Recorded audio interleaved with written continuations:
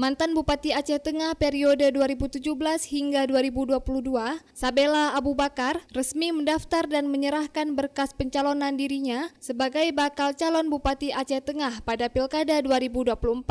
Sabela mendaftarkan dirinya ke Gerindra Aceh pada Jumat siang kemarin yang diterima langsung oleh tim penjaringan kandidat bakal calon kepala daerah 2024 di aula kantor DPD Gerindra Aceh.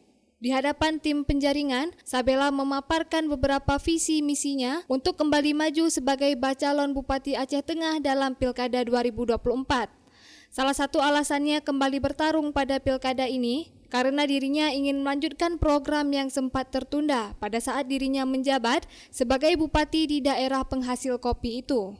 Misi saya bacakan tadi, kita tetap di bidang pertanian dan pariwisata dan mengarah ke industri pariwisata dan industri pertanian.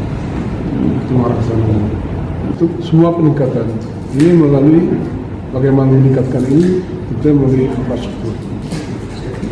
Semua infrastruktur yang kita ambil. Ini sudah segaris dengan visi misi Prabowo sebagai presiden.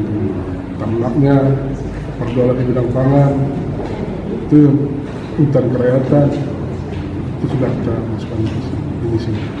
Jadi ini tidak terputus deh. Karena saya mantan bupati, itu ada RPJMD yang belum selesai. Harus masukkan sedikit ke misi. Ini nih, terutama di bidang pertanian yang sangat besar adalah infrastruktur jalan. Karena keterbatasan dana tadi COVID 2 tahun membuat kita ada resesi terakhir. Disinggung terkait calon pendamping dirinya, Sabela menjawab sejauh ini dirinya sedang melakukan survei terhadap calon-calon yang akan mendampinginya nanti, yang juga berasal dari Partai Gerindra. Dalam kesempatan itu, Sabela juga dikukuhkan sebagai kader naturalisasi Partai Gerindra Aceh yang ditandai dengan penyerahan kartu tanda anggota atau KTA oleh Wakil Ketua Partai Gerindra Aceh Maulisman Hanafiah.